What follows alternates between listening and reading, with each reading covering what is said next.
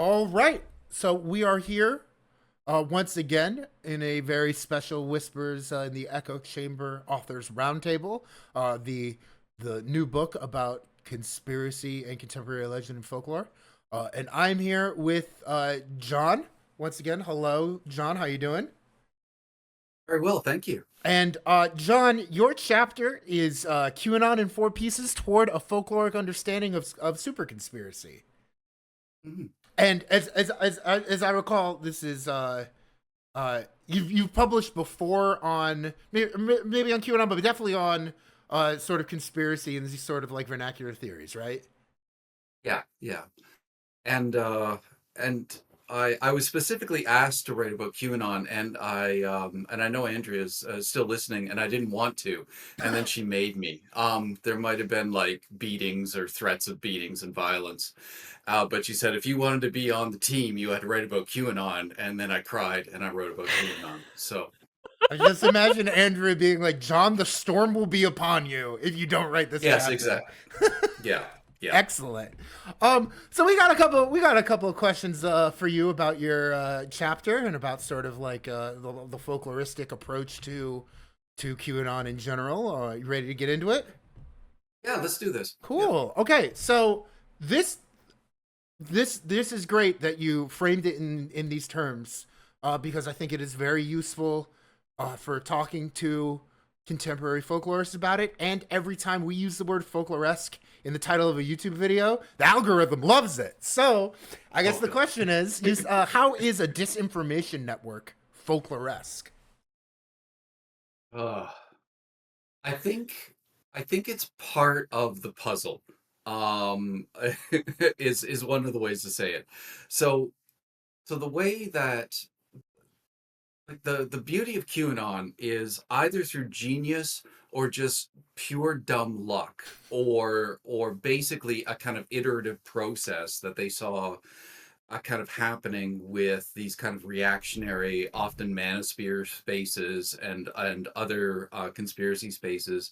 They stumbled upon a kind of proxy sociology that worked, Mm. kind of proxy way. I mean, some people have called it, cult light and cultic. I'm not too sure if that works very well analytically, but the genius was to take kind of folk storytelling process in which people feel invested. Mm. And they're not just invested in the story, they're invested in the co-creation of the story, right? We all know how powerful that is as folklorists. Yeah. And so they somehow, like mad geniuses, knew how to harness that really affective and really engaging process, and they weaponized it.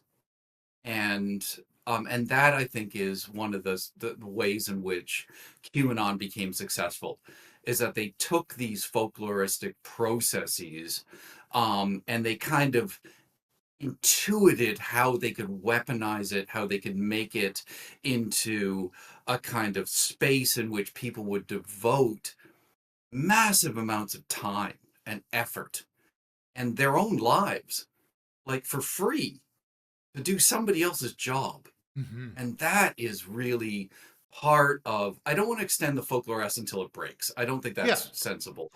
But I do want to say that that what we've noticed as folklorists, between the power of collective storytelling and the bonds of communitas and the nature of trust that develops over time, is that QAnon somehow took that and made some kind of weird evil Kirk version of this, and managed to harness all of that energy and put it out into the world. And it's genius. It's a horrible thing, but it's genius. And that I think it would be my argument about how we could take the folkloresque and see what they've done. You know. Yeah, sure, sure. It strikes me that like it it in many ways it's like giving you a quest. You know? It's like Yeah. you got objectives, you've got like a goal. Like it if in like the 1600s you'd be like All right, we're going to go see like we're going on a journey over the mountains to see a saint's relic. We're going to go see like a fleck of Saint Anne's patella, and now it's like, oh, I've got drops to decode. You know what I mean? But it's a Mhm. similar thing. Dudes need a quest. Yeah. Whether it's like you said, like an evil genius or whatever. Still up in the air. But I think that's it's a good nuanced way of of looking at the process, I guess. Yeah. No, And I think some of that is, like a bunch of people have written about, you know, the great shattering of community under neoliberalism and the great atomization. And Mhm. these are old themes, mm-hmm. but they're not old to the people that are experiencing them. Mm, They're really relevant themes to the people that are experiencing them. And the concept of being, deeply and abidingly alone. And it's and I like your idea of it being a quest. I mean, that's really how it's framed. It's framed Mhm. as you have a job to do, you can help your fellow Anons do this job, and together you can be greater than however you feel.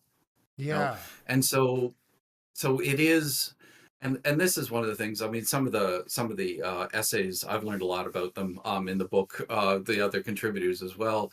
But I mean, one of the things is that nature of, and I didn't write about it, but other people have hinted at it, is the nature of the emotional engagement. Mm, I think is really important. Mhm. um Academics often, we often sort of are, our bodies are just here to carry our heads around. But I think conspiracy theorists are really, and the power of them and their labors is really a felt, and a very affective, powerful sort of feeling. And we're living in their world right now. So Mhm. well, sorry about no, you're that. good. It's the truth. You should say it. Yeah, because I saw uh uh like a news article on my home screen, and I think it was an interview with Julian Field, and he said QAnon isn't a conspiracy theory; it's just part of America's bloodstream now. And I'm like, oh, I do kind of feel like it's in the blood, or it's like it's aerosolized, or it's spread all over now. Yeah. Mhm. Yeah, Um. I mean, I gave a little talk at AFS, the last AFS, in which I said incendiary things, about America and conspiracy theory on purpose. We should say And then We should say you're Canadian. I am Canadian. I am Canadian. I safely fled home. And and the and part of it was, it is a state governed by conspiracy Mm, at this point. mhm. And QAnon is part of that. QAnon is in the very fabric of Mhm. the way in which, the American state interprets reality right now. Yeah. So, What would you say we're like? Do you think Do you think they're high on their own supply? You know what I mean? Do well, yeah, I mean, this is the central. I don't want to give my critics any extra ammunition, okay, but this is okay. the central problem with my argument is about intentionality Yeah. and communication theory, which is, I posit that strategic conspiracy theory is somehow fundamentally different than vernacular conspiracy Mm. theory, based upon the idea that strategic conspiracy theory is largely a form of propaganda. Mhm. It's a Mhm. way of leveraging ideology to legitimate power and to both highlight and obscure it in a Gramscian kind of way. And so I can't say whether or not they're high in their own supply, because it presupposes that we can know belief. And I look at Andrea and the little tiny screen over there, and the idea of like going down the, like, what can we know about what somebody believes, just makes my head hurt. But I think Mhm. one of the things that we can say is that strategic conspiracy theory and the people behind QAnon, they know it's fake. Mm. They knew it was fake. They knew it was a lie. The people that composed and constructed and carried Q forward were liars. And that is just the truth, because that's just the reality of it. Everything else after that is a mess. And I wish somebody that was smarter than me could sort that mess out. But I have to admit that it is just a complete mess. However, I do think that when we get into strategic conspiracy theory, it's about leveraging discourse in the service of power. And in that case, it doesn't matter whether or not people believe it. They can enact reality through the use of strategic conspiracy theory. And that is absolutely terrifying. And I do think that circles back to the original question too, in a very succinct way. Thank you, John. Oh, well, thank you. Caitlin, you got a question for John as well? I do, and I like this question because I like sleuthing around on the internet. Yeah, she does. It spoke to me because I spend a lot of time clicking things and hoping it's fine, or gives me the information that I want. But Now I'm just worried. Okay, so you mentioned in the notes that due to like the ephemerality of Chan boards, because like they're auto deleting and most of the research is only accessible because of web crawlers. Like, how did the individuals? How are they like utilizing web crawlers to create like a folk archive and develop this like proto practice for QAnon research? Yeah. If I've got a second, can I back up and say why I was on 4chan? Because I think that needs an Yeah. explanation. Sure. Yes, absolutely. Yeah, this is your Okay. alibi. Yeah. I need to construct a story that the authorities will believe. And I will also, or my peers. before you back up, I'll also say this is like not the first time it's come up on the show recently, because we did an episode about Wojak memes, and that's another thing. Okay. That's another thing that there's so many of. Well, like the auto deleting nature of Chan boards came up there too. So I think Okay. they're not going to judge you. Yeah. The hardcore fans aren't going to judge you too hard. They get it, but still, explain yourself. You know, I have a public persona. Yeah. Yeah. I have no public or persona. Okay, so the reason I ended up on 4chan is really quite straightforward. I had been in the academic win for a long time. I got an academic job. I had also been living with like a bunch of like basically hippie rednecks in BC. I hadn't really been on the internet for a while. And I show up and I'm teaching these young punks at my campus. And I'm like, hey, what's going on online? And one of my students was like, oh, you should check out 4chan. Oh, And I was like, live in class. Yeah, live in class said you should check out 4chan. And I felt like a babe in the woods. I had a basket full of flowers, and I wandered into 4chan. And so I came back a week later to class, and I cussed him out in the class, and told him various and sundry things. He ended up being a fantastic student, and so that's how I ended up being there. And I stayed there essentially to understand at first Catterday, which was on their B board, because I wanted to know how the worst people in the world would then spend Saturday posting the most delightful cat pictures. Yeah. And so, because there was something about me, because I'm an old man, that I was like, if I could just unlock this, I might understand the youths. And it didn't help. But that's why I ended up on 4chan. And one of the things that I discovered on 4chan during that period of time, like 13 years ago, was that it was completely ephemeral.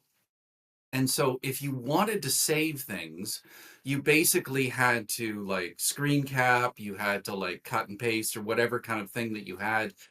Some people had developed a couple of programs a few years later that allowed you to kind of grab things, but you couldn't crawl it. Like, there was no device that allowed you to actually harvest it. And that's the difference now, is that you can harvest it. And that's why a bunch of the people that I cite in the article are able to trace all this stuff. But in the early days, you had people on 4chan which were really engaged users of it who created their own folk archives. And they became the kind of keepers of the lore of this completely anarchic and horrible place. And so what would happen is they would post things which wouldn't be that old. They might only be 6 months old, but they would be completely unknown to like a whole bunch of users, or they would be completely um, valued by people who hadn't saved them in the first place. And some of these things were absolutely horrible. Don't get me wrong, these were not things to celebrate. What was being celebrated was that somebody was preserving the history of an ephemeral bulletin board. Yeah. Okay, so you take that, and then again with the kind of like the horribleness that QAnon developed, you take that and you discover that having people participate in archiving, having participate in choosing what is canon, having people debate and argue about it, and to systematize that in something like the Q research boards and all the different ones that I document is powerful. Mm-hmm. And somehow somebody saw that and they knew that that would work and they knew that that would provide something. And you know, a lot of people kind of come to the internet as a kind of inexhaustible resource that'll always be there. But somebody had already, you know, probably, you know, Ferber had already gone through the chans and realized the power of the joint collective archiving that could happen. And they plug that into 4chan, into QAnon and into the QAnon practice. And that's part of its power. That was part of its constructing that sociology and communitas of sharing. And again, brilliant and horrible. Yeah. The image of you as the babe in the woods is so funny to me because you have your basket of flowers. You're like, okay, where to first? Oh, B for Bodner. That's my board. And then like, there they are.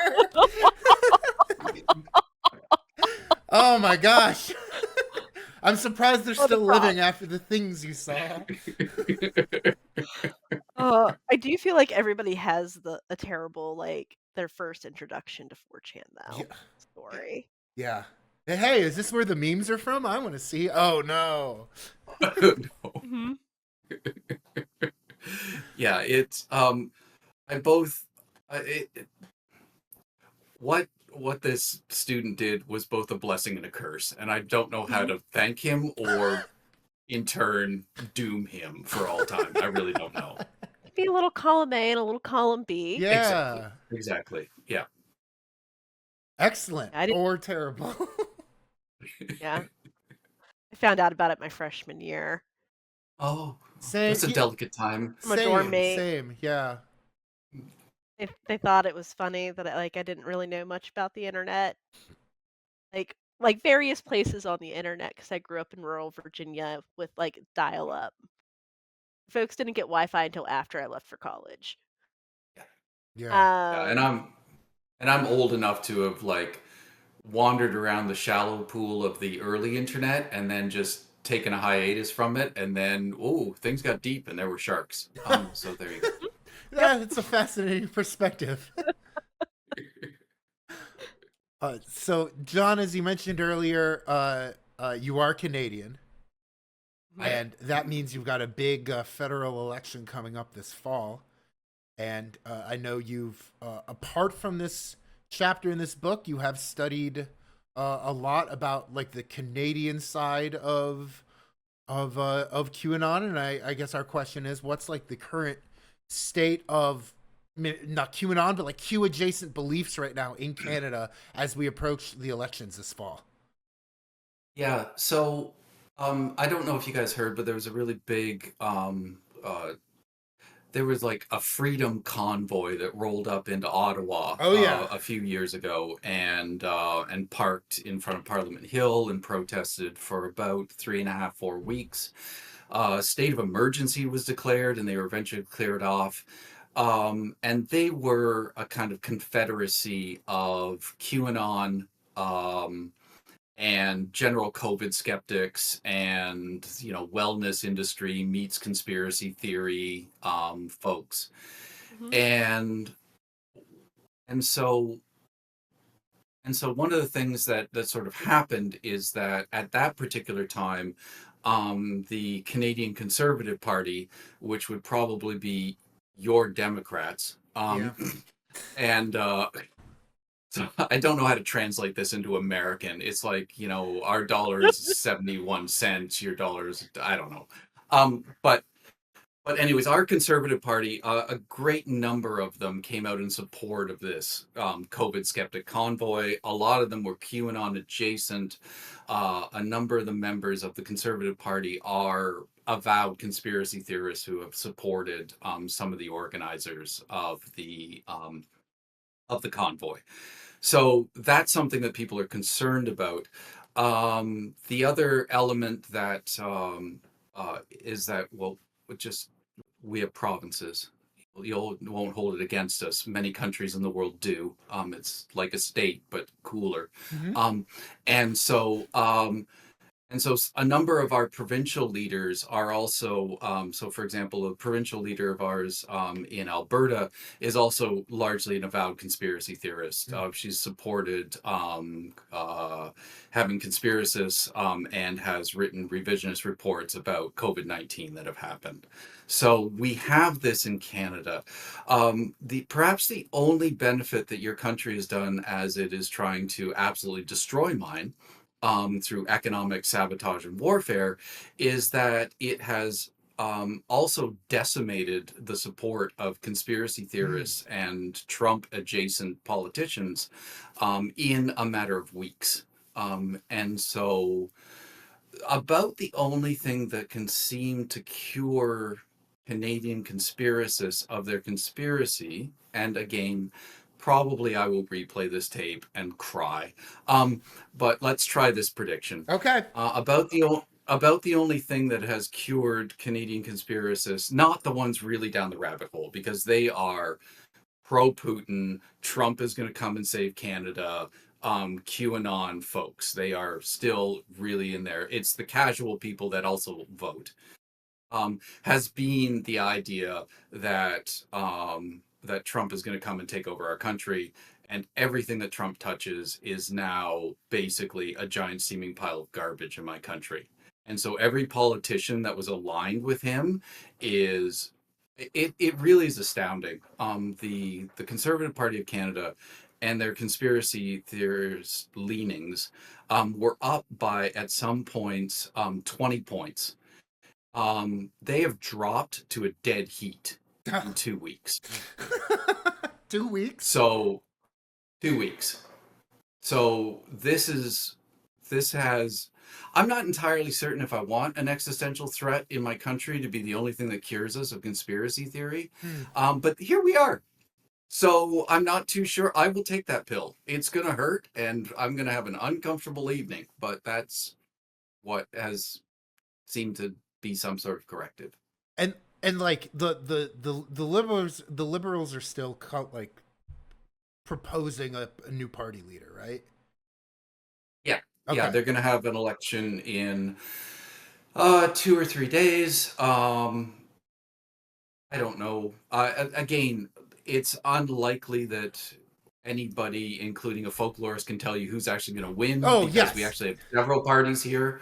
And the Conservatives still could very well pull off a majority. But it is unlikely that a full-bore kind of conspiracy-informed government would move forward, given the kind of politics that have just recently happened. And I guess I bring that up as to say, it's been 2 weeks, and the question of liberal to be named later or join America has been like a 20-point swing. Yeah.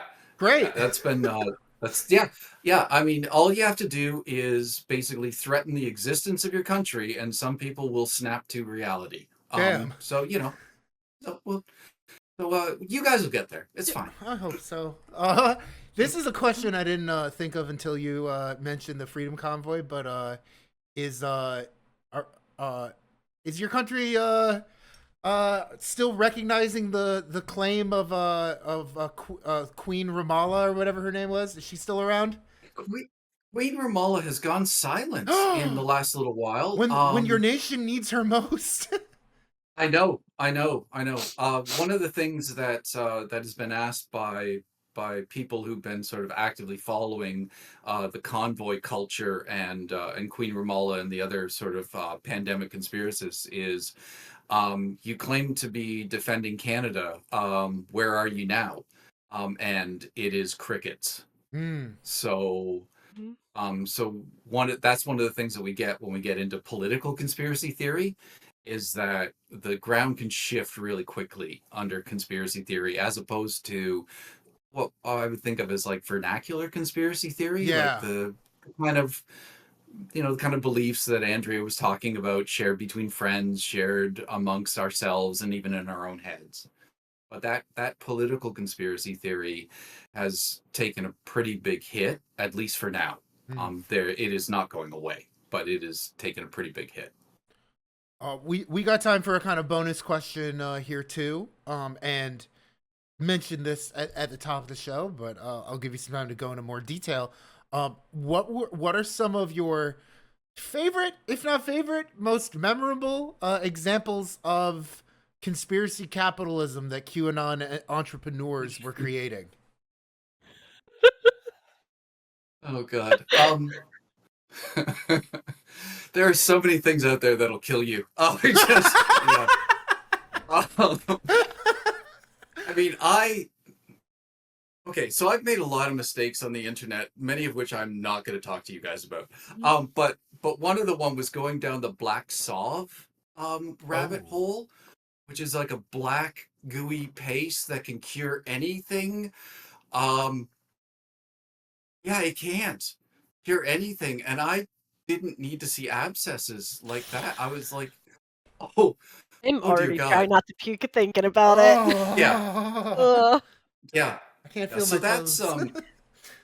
yeah. So if that doesn't cure you of your belief in conspiracy, the other one that I love a lot are the people that were kind of the 5G people. Yeah. That kind of meshed into QAnon, and we've got to save us all from every. And Super one of the conspiracy, best like things, you say, yeah. one of the best things I ever saw advertised was a Faraday cage for your Wi-Fi system, and then somebody online was complaining that their Wi-Fi didn't work, and like I don't know about the weeping and the crying. I've done both for the last 5 years.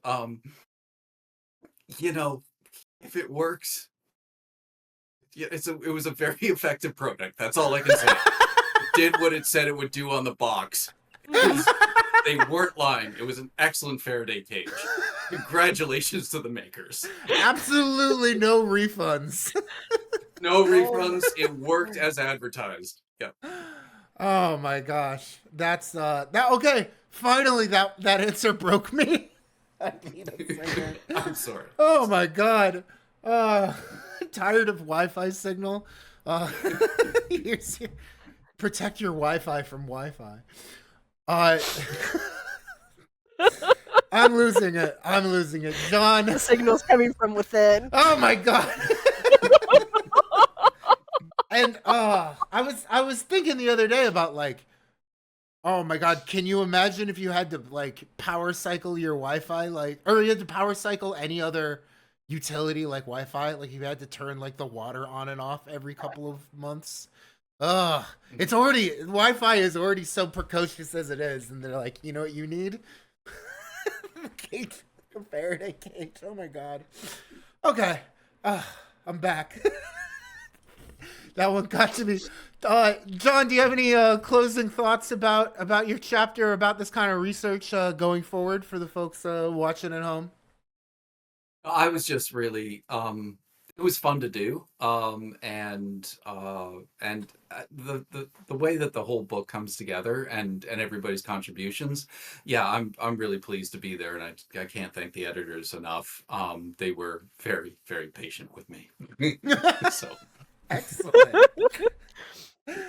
Oh, thank you so much, John. I didn't say this for Andrea, but it applies. Ladders in the chat, everyone. If you're a regular viewer, you know what it is. But give him a round of applause.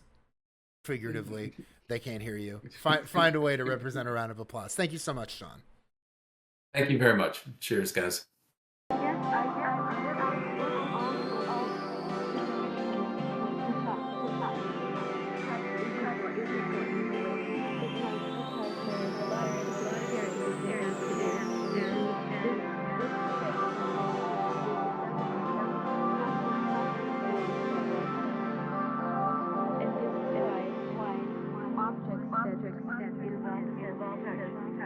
Have a special emotional.